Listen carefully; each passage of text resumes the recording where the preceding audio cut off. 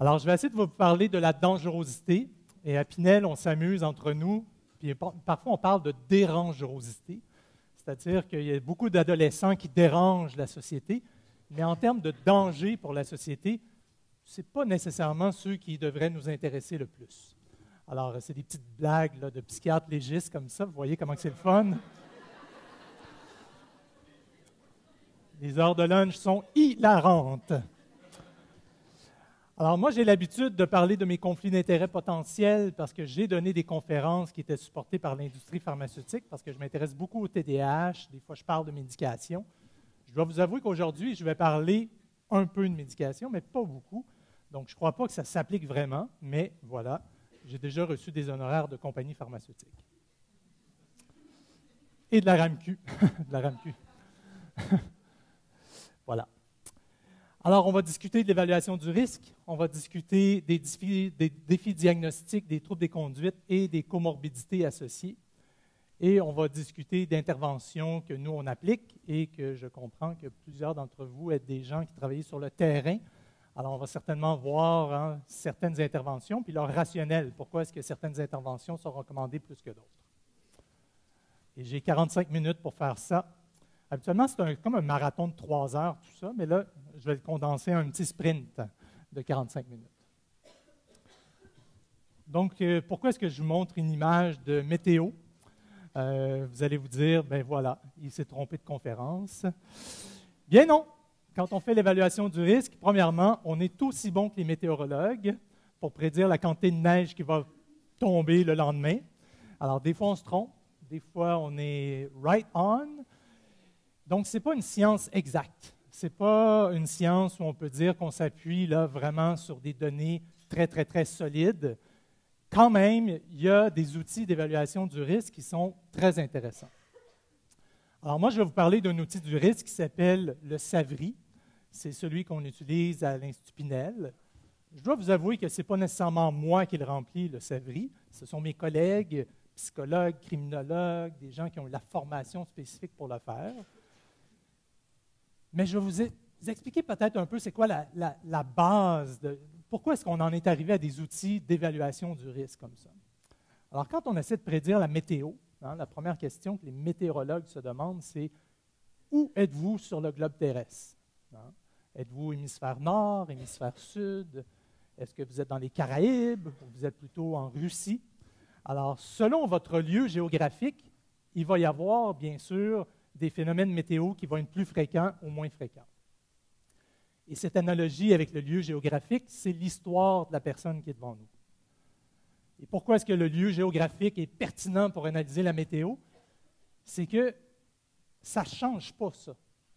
Si la Russie est située dans l'hémisphère nord, bien, à part un phénomène de plaque tectonique très, très lent auquel on peut adhérer, il n'y a actuellement pas besoin de penser qu'on va arriver à modifier l'histoire d'une personne.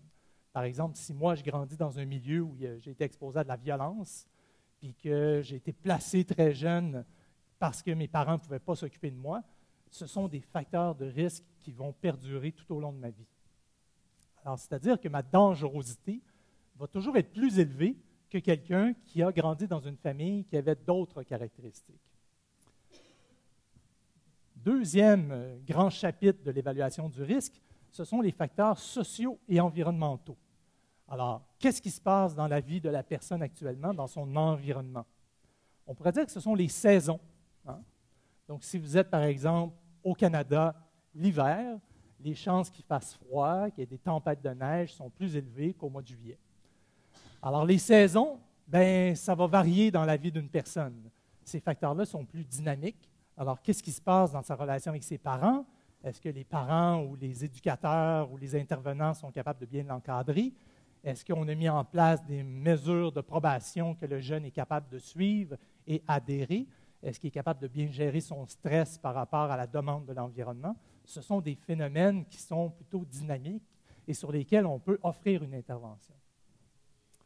Finalement, le troisième grand chapitre de l'évaluation du risque, c'est évaluer l'altitude par rapport au niveau de la mer.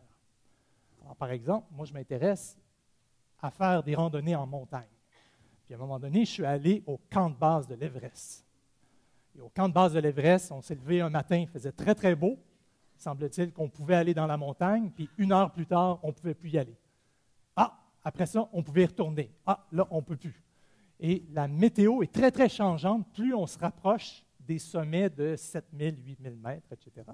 On peut penser que les gens qui ont des tensions intérieures très élevées, c'est un peu comme l'altitude par rapport au manque d'oxygène puis aux grands phénomènes météorologiques qui surviennent de façon très spontanée, on pourrait dire impulsif dans la vie des gens qu'on rencontre. Alors, pour donner un peu de chair à cette analogie, on va s'intéresser aux critères qui sont élaborés dans le SAVRI. Je m'excuse, les prochaines diapos sont en anglais, mais je vais vous les traduire. Donc, c'est le Systematic Assessment of Violent Risk in Youth.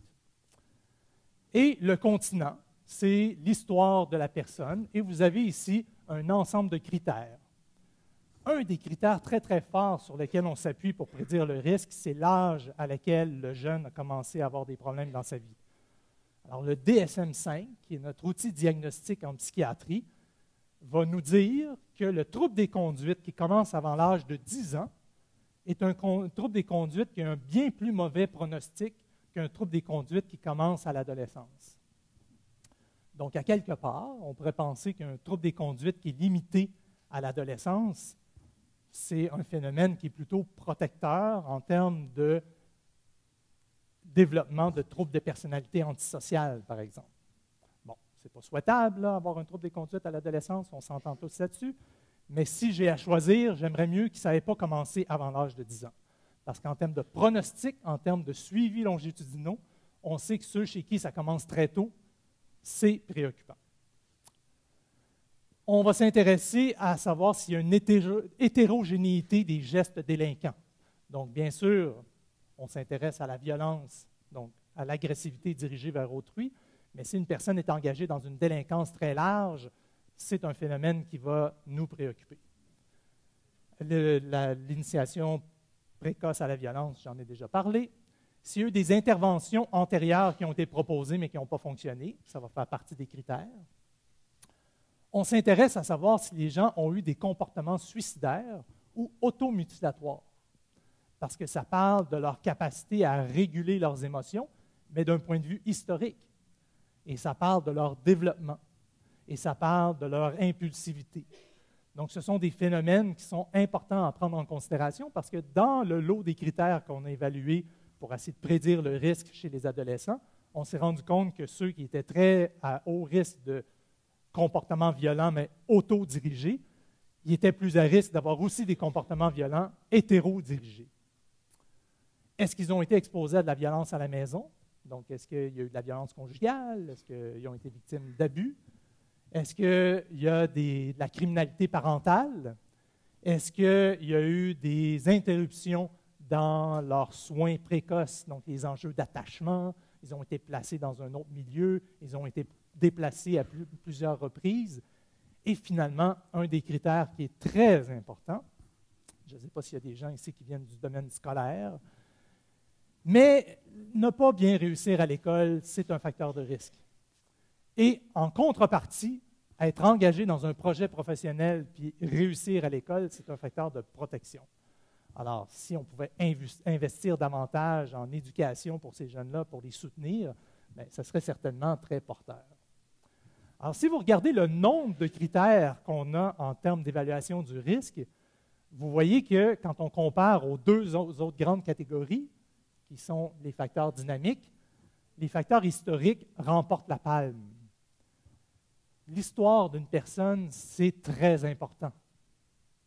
Et c'est important d'aller rechercher dans l'histoire spécifiquement s'il y a eu des comportements en lien avec ces facteurs-là, qui peuvent être bien sûr comportementaux, mais qui peuvent être reliés aussi à leur environnement. La saison, c'est les facteurs environnementaux. On va s'intéresser à savoir si dans son environnement immédiat, il y a des pairs qui sont délinquants. Alors, j'aimerais insister sur l'importance de connaître qui sont les amis des individus qu'on évalue. Et souvent, on va demander aux parents, alors vous, est-ce que vous avez déjà rencontré ces amis? Puis ils vont vous dire, non, nous, les amis, on ne les trosse pas. Ah ah! c'est très important de rencontrer qui sont les amis. Sinon, c'est une étude à l'aveugle. Hein? Parce qu'à l'âge de l'adolescence, il y a un phénomène qui est très, très, très présent chez les jeunes qu'on voit, c'est l'influence des autres autour des jeunes. Quand on pense à la toxicomanie, c'est un facteur de risque très puissant. Quand on pense à la délinquance, c'est un facteur de risque très puissant. Alors moi, je recommande souvent aux parents, invitez-les chez vous, hein? Quitte à veiller dans le cabanon, hein? Si vous avez peur des réactions. Est-ce qu'ils ont été victimes de bullying, hein? De rejet, d'intimidation? Alors ça fait partie des critères aussi. Est-ce qu'ils ont de bonnes capacités à gérer le stress, à s'adapter à un environnement? Souvent, les jeunes qu'on voit sont plutôt rigides, ils ont de la difficulté à gérer le stress, sont presque continuellement en trouble d'adaptation. Est-ce que les parents sont capables de mettre en place des mesures de contrôle? Il y a des parents qui vont dire « j'ai complètement perdu contrôle, là, je ne sais plus quoi faire ». Et souvent, ils vont se retrouver très, très, très démunis devant une situation, puis c'est là qu'ils vont faire appel aux services psychosociaux. Est-ce que l'environnement est supportant? Moi, j'ai déjà vu des jeunes qui ont commis des délits relativement graves et qui sont envoyés pour une évaluation à l'Institut Pinel.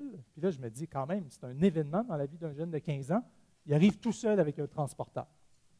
Il n'y a pas d'éducateur, il n'y a pas de travailleur social, il n'y a pas de parents, il n'y a pas de délégué jeunesse. Puis là, je fais comme, le réseau de support de cet enfant-là est lacunaire ici. Vous allez dire, tu n'as pas besoin de faire 10 ans d'études pour découvrir ça, et je serai d'accord avec vous.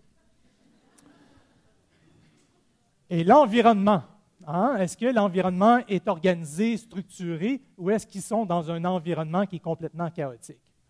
Moi, il y a un auteur là, que j'aime beaucoup qui s'appelle Russell Barkley, qui est un psychologue de formation, qui a fait beaucoup de recherches sur le champ de la délinquance, TDAH, l'impulsivité. Puis à un moment donné, il avait dit 2 choses dans une conférence. Si vous croyez que l'environnement est toxique pour cet enfant-là, déménagez. Là, c'est quand même intense. Puis l'autre chose, il avait dit, si les amis sont problématiques, il faut faire une peer-ectomie. Donc, il faut retirer les amis délinquants. Là, j'étais là, une intervention chirurgicale. Voici ce que ça prend. Mais il n'y a pas tort, dans le sens que si on veut vraiment prévenir la délinquance pour ces jeunes-là qui sont très engagés dans une criminalité avec des gangs, etc., bien, à un moment donné, il faudra peut-être penser à aller vivre ailleurs. Alors, si vous êtes à Shawinigan, vous venez vivre à Trois-Rivières. Trois-Rivières, vous allez vivre à Shawinigan. Moi, je viens de Shawinigan, hein? Fait que je sais comment c'est extraordinaire de grandir à Shawinigan.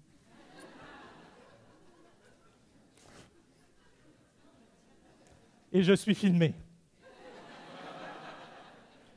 Et mes parents vivent toujours là. Alors voilà. L'altitude, donc les facteurs individuels d'une personne, la tension intérieure, hein? On va s'intéresser à ça pour savoir, bon, on parle d'attitude négative. L'attitude négative, là, c'est ce que je valorise la délinquance pour régler mes problèmes. Tu sais, il y a des jeunes qui vont dire des fois, ben, tu sais quoi, je l'ai menacé avec le couteau, il m'a pu achaler. Bon, peut-être que c'est vrai, hein? Mais en même temps, c'est peut-être pas la meilleure façon de gérer les conflits. Et ces jeunes-là, ils grandissent avec la perspective que c'est la loi de la jungle qui s'applique ici. Au plus fort, la poche. Hein? Donc, eux autres, ils grandissent avec cette idée que moi, mes valeurs délinquantes, ça me sert. Puis à un moment donné, ça devient des distorsions cognitives pour essayer dans l'intervention de travailler sur ces distorsions-là qu'ils peuvent avoir. On a entendu parler tantôt de prise de risque, d'impulsivité. C'est un facteur de risque important à évaluer. L'abus de substances, il y a eu des études américaines où on regardait dans des populations, c'est quoi le facteur de risque important en lien avec la violence aux États-Unis? C'est la consommation.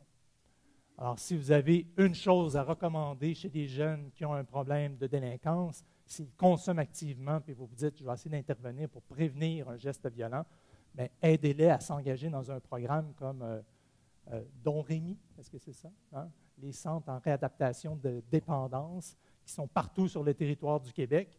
Donc, il faut les engager pour intervenir, pour s'assurer qu'on va traiter le problème de consommation.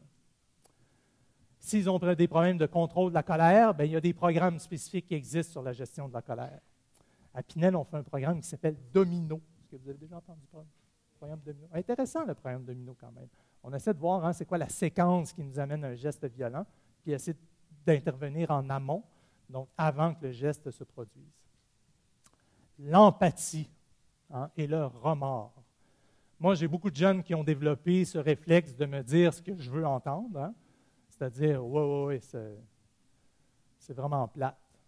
Mais quand on creuse en quoi c'est vraiment plate, finalement, l'empathie, c'est que c'est vis-à-vis eux-mêmes. Ils vont me dire, ben ouais, c'est plate que je sois en détention maintenant. Mais les conséquences à la victime, pas le droit d'y parler, anyway. Alors, bon. Fait qu'ils n'ont pas développé ce sentiment que c'est grave ce qu'ils ont fait à l'autre personne. Puis ça peut se travailler, des fois. Même chez les jeunes qui ont de l'autisme, on essaie de développer des réflexes d'empathie. On pourra en discuter un petit peu plus tantôt. Le TDAH, c'est un facteur de risque en termes de risque de violence. Donc, le traitement du TDAH, ça peut aider à prévenir le risque de violence. Ne pas être observant au traitement qui est recommandé et ne pas être engagé à l'école. Une autre fois, on insiste pour dire que c'est un facteur de risque important.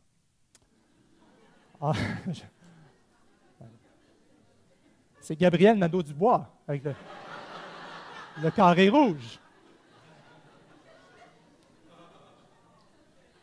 Bon, ceci n'était pas un commentaire politique. Gabriel, je n'ai rien contre Québec solidaire, au contraire. Mais ça me faisait rire le petit carré rouge ici, le petit garçon blondinet. Alors, ça commence tôt. Puis si on veut vraiment avoir un impact, il faut intervenir tôt. Alors, plus on va développer des programmes de dépistage et d'intervention précoce, meilleures vont être nos interventions. Les troubles sévères de comportement, parce qu'on parle souvent de troubles de manifestation comportementale difficiles, en termes de clinique, là, quand on regarde d'un point de vue psychiatrique, c'est plutôt vague et hétérogène. Alors, je vous montre ici tous les diagnostics qui peuvent amener une dysrégulation émotionnelle chez les gens. Le Tourette, le TOC, l'anxiété, les états de stress post-traumatique, la schizophrénie, la bipolarité, l'anxiété. En fait, ce serait plus facile de lister qu'est-ce qui n'est pas dans la liste. C'est important de s'intéresser à ça parce que quand on fait de la clinique, les gens, des fois, utilisent un langage qui est teinté par leur compréhension, puis ils vont me dire, ça, c'est un jeune qui est très, très anxieux. Là, je pousse un petit peu, mais il n'est pas anxieux, il est impatient. Ce n'est pas de l'anxiété, ça, nécessairement, être impatient. Il n'est pas capable d'attendre son tour, il est nécessairement anxieux. Non, il n'est pas capable d'attendre son tour parce qu'il est impulsif, puis il est agressif. Puis le traitement ne sera pas le même. S'il a peur ou s'il est en colère, ce n'est pas nécessairement la même intervention. Alors, c'est quoi la régulation émotionnelle chez les jeunes, puis pourquoi est-ce que c'est difficile pour certains jeunes qu'on traite? Première chose, il faut essayer d'identifier dans l'environnement qu'est-ce qui s'est passé, puis comment est-ce qu'eux autres ont attribué une compréhension à ce qui se passait. On appelle ça les pensées immédiates. Puis là, les jeunes nous arrivent avec comme, il est arrivé cette situation-là, puis tout de suite, j'ai pensé que ce gars-là, il pensait que je valais rien, puis il a dit que ma mère, c'était une scie, puis tout ça. Puis là, qu'est-ce que ça a généré comme émotion? Dans notre compréhension de cette escalade jusqu'à un geste violent, il y a d'abord et avant tout une cognition. J'ai interprété la situation, j'ai pensé que c'était ça qui se passait, puis des fois, ces cognitions-là sont influencées par des expériences que j'ai eues. Alors, par exemple, moi, si on me répète depuis que je suis haut comme ça que je ne vaux rien, c'est sûr que quand je fais face à un défi, la première pensée qui me vient, c'est « moi, je ne vaux rien, je n'ai rien à perdre ». Puis si je n'ai rien à perdre, regardez-moi bien prouver aux autres que finalement, j'ai de la valeur. Et là, ces jeunes-là, ils ont des fois des enveloppes narcissiques, puis ils se présentent à nous avec un besoin de se valoriser à travers leur délinquance. Moi, je ne pourrais pas vous dire exactement combien de jeunes j'ai rencontrés qui font partie des Hells Angels, mais vraiment, c'est un groupe très, très nombreux, là. Tu sais, les jeunes qui m'arrivent et qui me disent « Ouais, moi, je suis un membre des Hells. » Hey, tu as 15 ans, là. C'est vraiment? Est-ce qu'on les appelle? Bon, je n'insiste pas pour savoir c'est qui leur contact, etc. Mais habituellement, c'est important. Et donc, dans l'intervention qu'on propose pour ces jeunes-là, on propose d'identifier cette séquence-là. Il y a un événement, il y a des pensées immédiates qui sont de nature, on va dire, tordues ou distordues, influencées par des expériences de vie. Il y a des émotions qui sont souvent pas très bien différenciées pour les jeunes. Moi, j'ai des jeunes qui ne ressentent jamais la tristesse. Hein, parce qu'eux autres, la seule émotion qu'ils ressentent, c'est la colère. Puis à un moment donné, c'est peut-être bon de travailler avec eux pour les aider à, peut-être que ce n'est pas de la colère ce que tu ressens là, mais peut-être que tu étais triste. Puis, essayer de différencier, c'est quoi avoir peur, c'est quoi être fâché, c'est quoi être triste, puis c'est quoi être bien. Des fois, être bien pour eux autres, c'est un concept relativement lointain de ce qu'ils ont ressenti durant leur développement. Et ce sont les émotions qui vont guider les comportements. Et bien sûr, si je suis une personne impulsive, je suis guidé par des réactions émotionnelles. Alors moi, j'ai plein de jeunes qui agissent, s'arrêtent et réfléchissent. Et là, je leur dis, puis qu'est-ce que tu as pensé de ça? C'est pas la meilleure décision. OK, fait qu'on va retourner en arrière, puis on va voir, est-ce que tu peux t'arrêter? Est-ce que tu peux réfléchir? Est-ce que tu peux choisir après ça ce que tu vas faire? Bon, il y en a des jeunes qui vont choisir quand même de frapper la personne devant. Ça, on ne peut pas nécessairement changer ça beaucoup.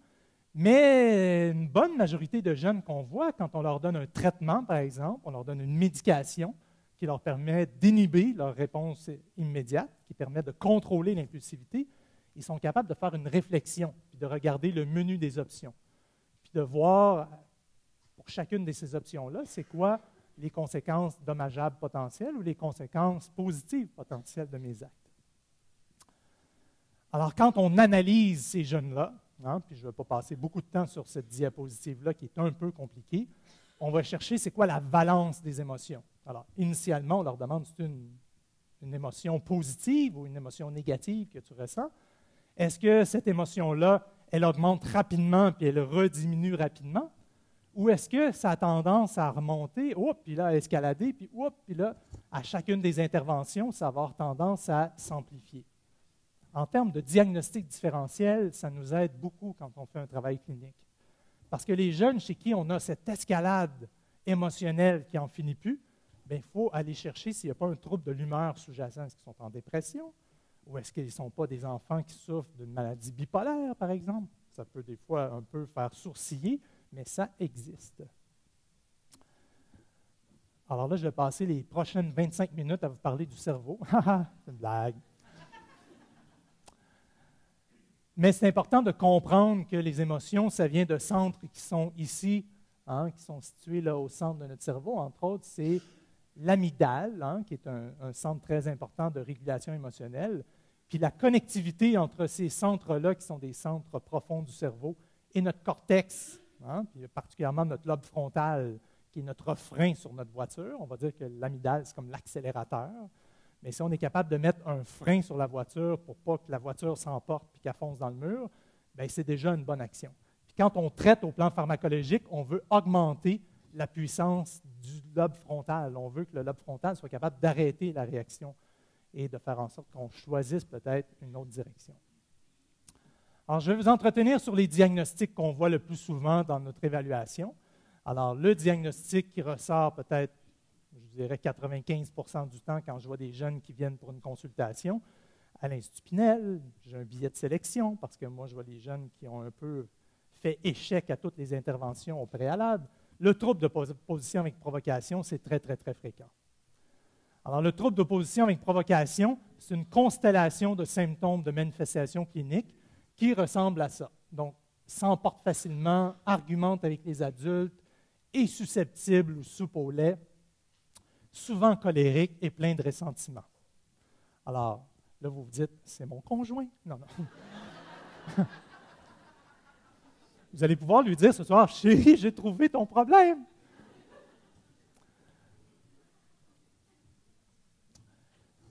Ce sont des symptômes de nature émotionnelle. Et les symptômes de nature émotionnelle peuvent répondre à des interventions médicales. On peut traiter pharmacologiquement ces enjeux-là. On peut aussi traiter psychologiquement ces enjeux-là. Quand on regarde de l'autre côté des manifestations cliniques, on voit ici qu'on a des symptômes de provocation. Défie ou refuse de se conformer aux règles, aux demandes de l'adulte. Alors, moi, j'ai beau prescrire des psychostimulants, du Risperdal ou d'autres agents pharmacologiques, ça ne va rien changer à ça.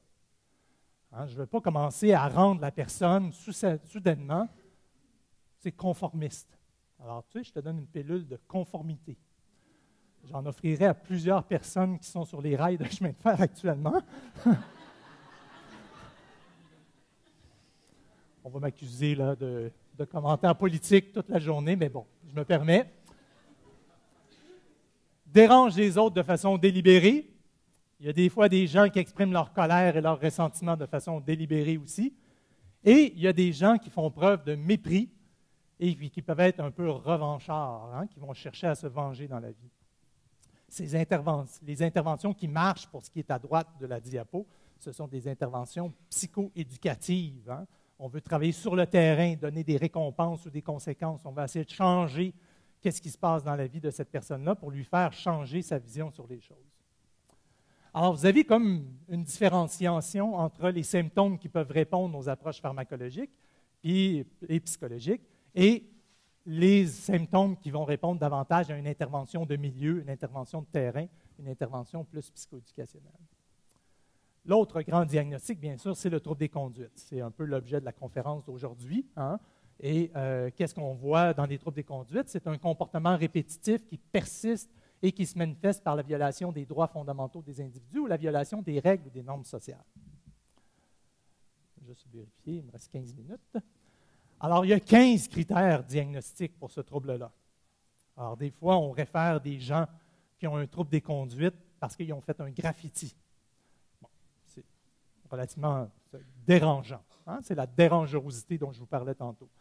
Par contre, la personne qui fait des vols dans les dépanneurs, mais qui confronte la victime qui est derrière le comptoir avec une arme, là, c'est pas mal plus dangereux.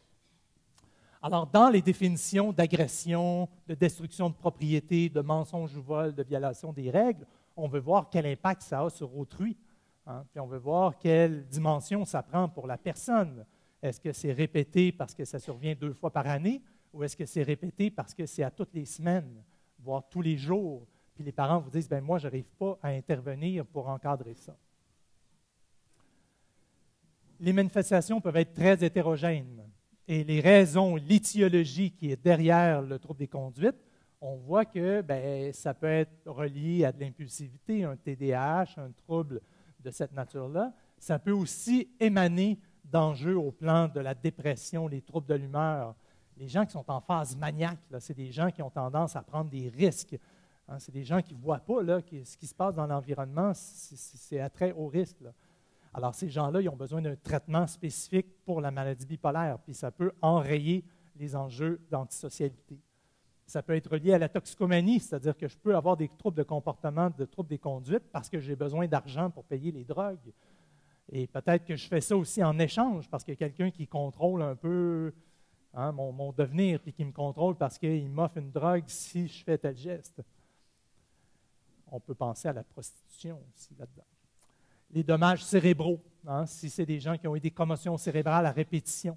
On dit souvent en médecine qu'il y a des gens qui deviennent frontaux, qui deviennent désinhibés parce qu'ils sont plus capables de se contrôler.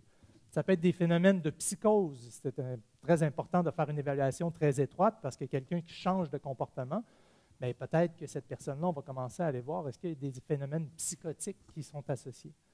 Puis, ça peut être des phénomènes qui sont reliés à des histoires de trauma. Donc, ça fait le pont avec ce qu'on disait ce matin.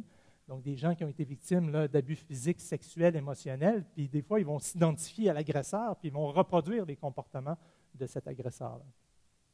Il y a plusieurs sous-types de troubles des conduites qui ont été développés avec le temps.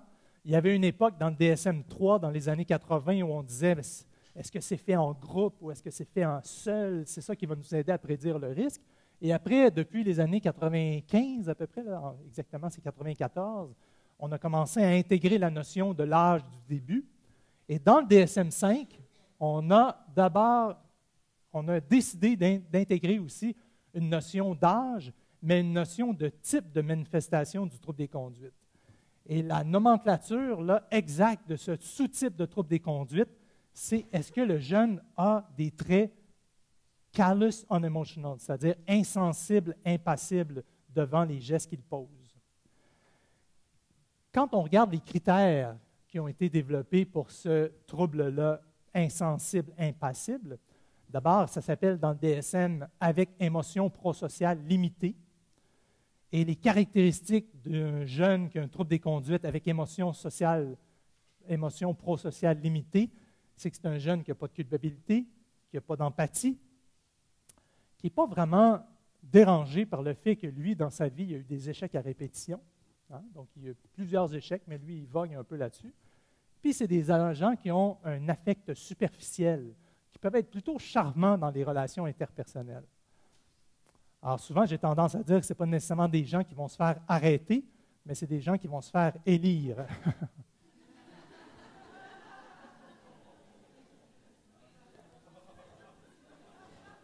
Finalement, l'enregistrement, on ne le gardera pas. Non.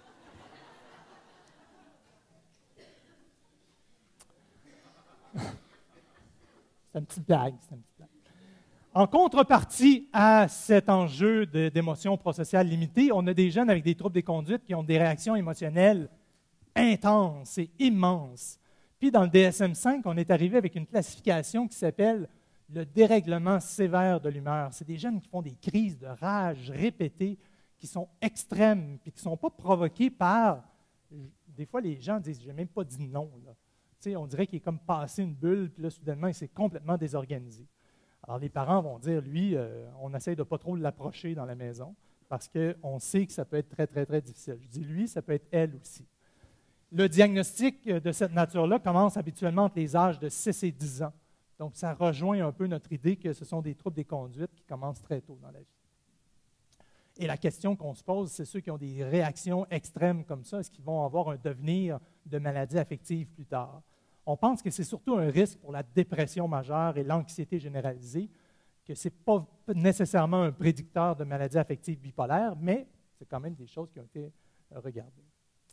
Ah, puis là, je pourrais vous entretenir aussi des troubles de personnalité limite, mais comme on n'a pas énormément de temps, juste vous laisser sur l'idée qu'il y a des jeunes qui ont vécu des traumatismes précoces, qui ont été déplacés d'un milieu environnemental qui n'était peut-être pas supportant pour leurs besoins de base. Dans la nomenclature, dans la littérature actuellement, on parle des ACEs, des Adverse Childhood Events. C'est des enfants qui n'ont pas nécessairement eu un événement traumatique spécifique, c'est-à-dire qu'on n'a pas essayé de les attaquer avec un couteau pour les tuer, mais à force répétée de ne pas répondre à nos besoins de base, on me laisse, mettons, dans ma chambre pleurer pendant des heures avant qu'on vienne répondre à mes besoins de base, ça structure la personnalité et ça peut faire en sorte que je développe des traits de personnalité limites. Et on a les caractéristiques ici d'un trouble de personnalité limite où les gens ont des difficultés cognitives, affectives, sont beaucoup dans le clivage. C'est soit que tu es mon héros, soit que tu es un zéro. Et c'est des gens qui passent des extrêmes comme ça. Et c'est des gens qui vont avoir des conduites suicidaires répétées, automutilatoires, ne gèrent pas bien leurs émotions. Donc, ce sont bien sûr des jeunes qui ont un très haut risque de passage à l'acte parce qu'ils sont très, très dysrégulés et très impulsifs. Je voulais vous glisser un petit mot rapide sur l'autisme parce que ça fait partie de plus en plus des jeunes qu'on me demande d'évaluer, des jeunes qui ont fait du harcèlement, qui ont fait des gestes uniques, mais c'était dans un contexte d'incompréhension. Et j'aime bien cette petite cotation-là où on dit que « I'm not quite sure », je ne suis pas certain de ce qu'on veut dire par cette expression du visage-là, mais je me rappelle que c'est comme ça que la personne était quand je l'ai poignardée. Et les jeunes, donc, ils n'ont pas cette compréhension de c'était quoi la réaction qui était devant eux, puis sur quelle base ils ont fait ce geste-là. Alors, ces jeunes-là sont compliqués à prendre en charge dans le réseau.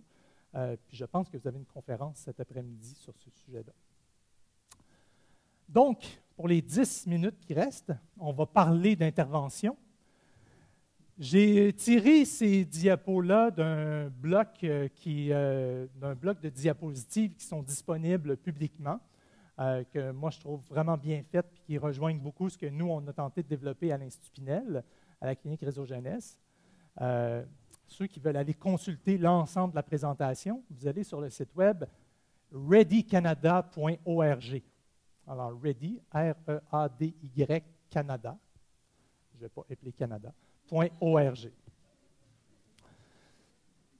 Et ils ont développé des blocs de diapos pour nous permettre de comprendre c'était quoi les facteurs de risque démontrés scientifiquement en termes d'enjeux psychosociaux. Donc, qu'est-ce qu'on peut offrir à ces jeunes-là au plan psychosocial? Donc, la première chose qu'on sait, c'est qu'il y a des prédispositions biologiques, génétiques qui sont importantes à aller chercher et il y a un contexte socio-culturel qui est important à aller évaluer. c'est important d'aller voir les facteurs liés aux pratiques parentales et aux relations avec les camarades. Les processus mentaux par rapport au développement, on va en parler un petit peu davantage. Et finalement, ce sont tous ces facteurs de risque-là qui vont mener à des comportements qui sont agressifs ou des comportements d'opposition ou de troubles des conduites. Alors, qu'est-ce qui a été démontré? Bien, avoir une histoire familiale de comportement antisocial ou agressif, c'est un facteur de risque qui est bien appuyé par la littérature. La dépression de la mère dans les premiers mois de vie, c'est un facteur de risque qui est associé, entre autres, aux enjeux d'attachement. Avoir été exposé à des substances psychoactives in utero. Donc, on a ici, en termes de facteurs de risque, surtout la consommation d'alcool, le tabagisme, mais on a aussi des enjeux en lien avec la marijuana, qui aurait été démontré comme étant un facteur qui peut augmenter le risque des troubles des conduites. Et on sait que la marijuana, maintenant, c'est une substance licite, donc disponible au Canada. C'est important donc de parler aux mamans enceintes du risque de consommer de la marijuana en termes du devenir des fœtus et des enfants.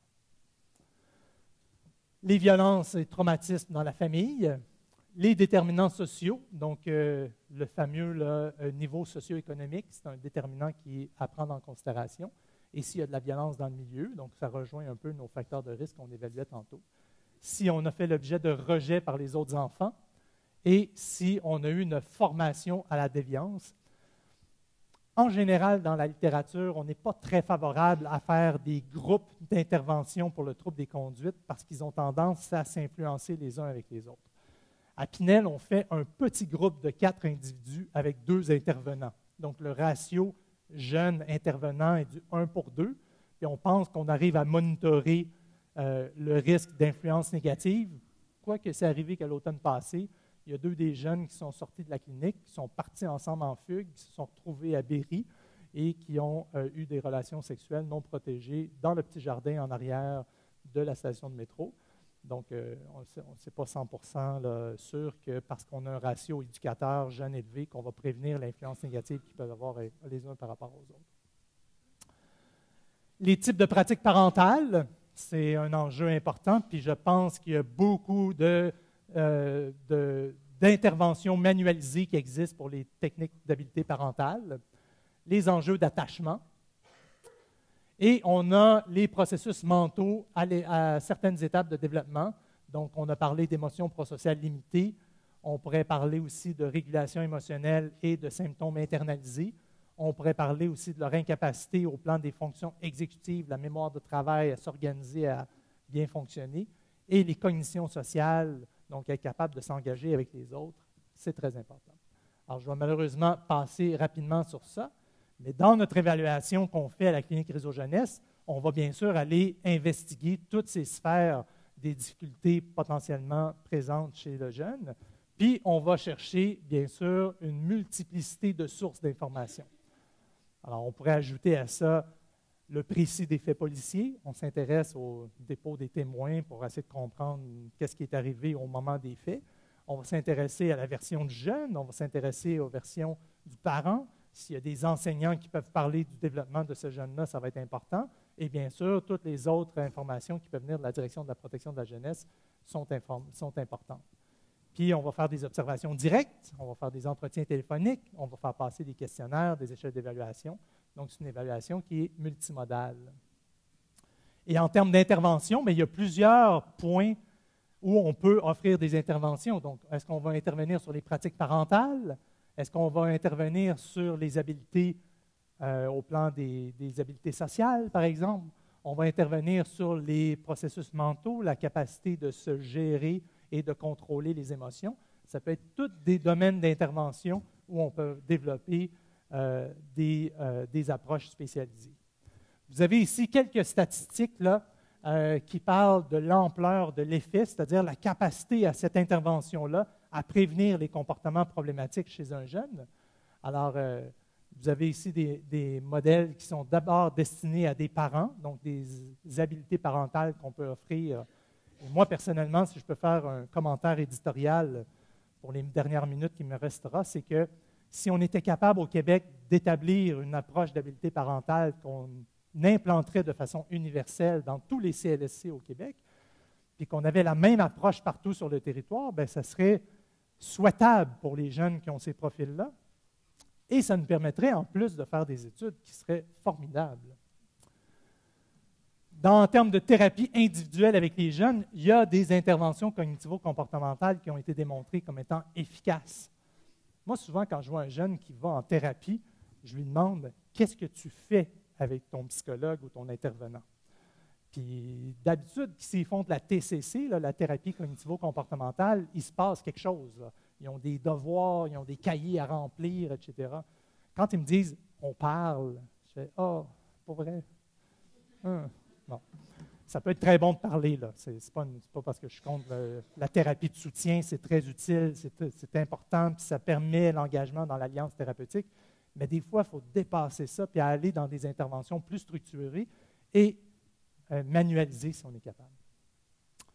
Donc, à la CRJ, on offre de la thérapie individuelle, on offre de l'intervention parentale. Le programme que nous, on a implanté, c'est le programme de collaboration et de solutions proactives. Ceux qui veulent aller voir un site web où on parle de ça, c'est Dr. Ross Green qui a développé cette approche-là. Et c'est un site qui est uniquement en anglais actuellement. Mais si vous faites collaboration, solutions proactives, vous allez arriver sur le site web de Dr. Green, puis vous allez avoir aussi des petites vidéos là, où il se filme en train d'intervenir avec des parents, des enseignants. Et il a été capable de démontrer qu'avec son intervention, il arrivait à prévenir, entre autres, dans certains centres jeunesse, le nombre de fois où les jeunes allaient en séclusion ou étaient placés dans des unités de backup parce qu'on n'arrivait plus à les gérer sur l'unité. Donc, une approche très intéressante.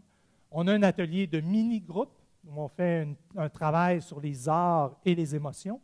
Pourquoi est-ce qu'on a utilisé les arts? Parce que beaucoup de jeunes qu'on voit ont des enjeux au niveau verbal. Leur force au plan d'élaborer les choses au plan verbal, ce n'est pas nécessairement leur force. Et des fois, ils ont davantage de force au plan visuo-spatial, et les représentations artistiques peuvent les aider. Bon, la première réaction quand je leur dis « tu vas faire des dessins », c'est souvent qu'ils m'envoient promener. Mais une fois qu'ils sont engagés et qu'ils comprennent qu'il y a plus que faire des dessins, il y en a plusieurs qui en ressortent et qui disent « ben oui, ça m'a aidé à mieux comprendre comment je ressentais les choses ». On a un programme spécifique pour la consommation de cannabis qui s'appelle le traitement d'utilisateurs de marijuana. C'est un traitement qui est manualisé de 6 séances de thérapie cognitivo-comportementale spécifiques pour le cannabis. Puis, bien sûr, on fait des interventions pharmacologiques. Alors, dans le deuxième chapitre du readycanada.org, vous allez trouver des tableaux qui vont vous expliquer l'efficacité des traitements pharmacologiques.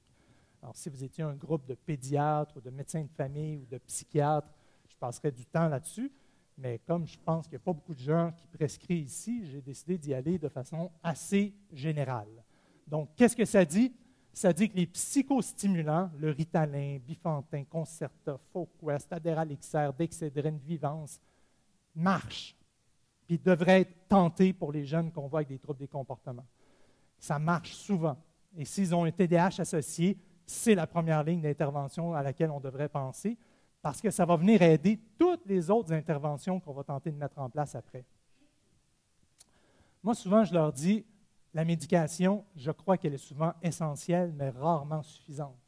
Si on pense qu'on va te guérir avec une prescription, ce n'est pas vrai.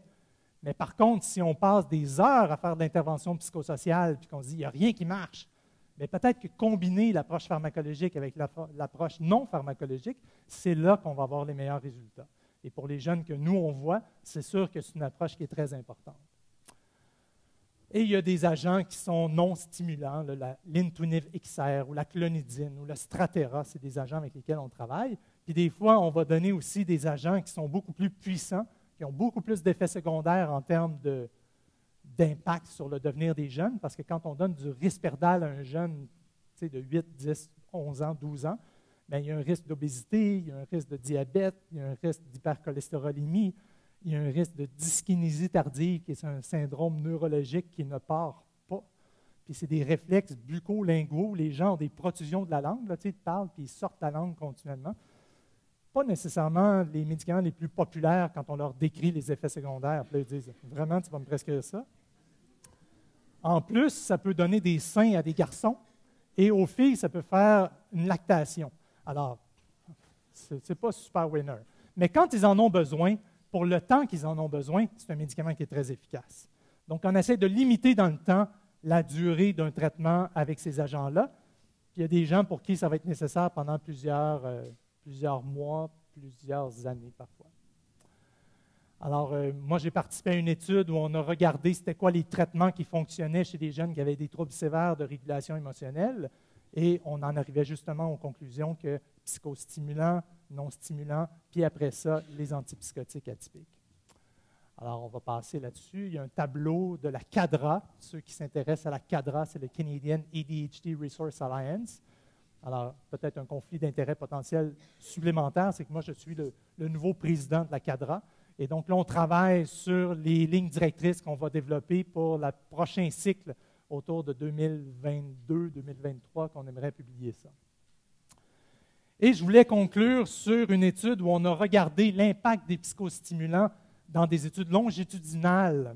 Et la raison pour laquelle je voulais vous parler de ça, c'est qu'on a regardé en termes longitudinaux l'impact que ces traitements-là pourraient avoir pour prévenir un événement dans la vie d'une personne. Alors, par exemple, si vous traitez 3 individus qui ont un TDAH, vous allez prévenir un cas de trouble d'opposition avec provocation. En médecine, en général, quand on parle de number needed to treat, le nombre de traitements, le nombre d'individus nécessaires à traiter pour prévenir un événement, quand on est dans le registre de 3 à 5, ce sont d'excellents résultats.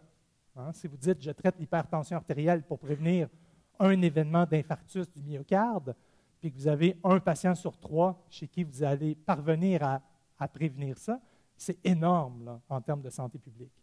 Donc, le traitement précoce des gens avec un TDAH, regardez les chiffres, troubles des conduites, c'est aussi 1 sur 3. Quand on parle des troubles de l'humeur, MDD, c'est pour Major Depressive Disorder, c'est 1 sur 4. Si vous regardez les accidents véhicules motorisés, là, vous voulez prévenir les conduites à risque derrière le volant, c'est 4 individus que vous devez traiter pour prévenir un incident en lien avec la conduite à risque. Donc, certainement des traitements qui sont essentiels, quand bien sûr le TDAH et l'impulsivité est à l'avant-plan, mais comme je le disais tantôt, ce n'est pas une panacée, ce n'est pas suffisant. Alors, je termine sur les outils de prédiction de la violence qui existent et qui sont utiles et qui peuvent nous guider dans nos interventions.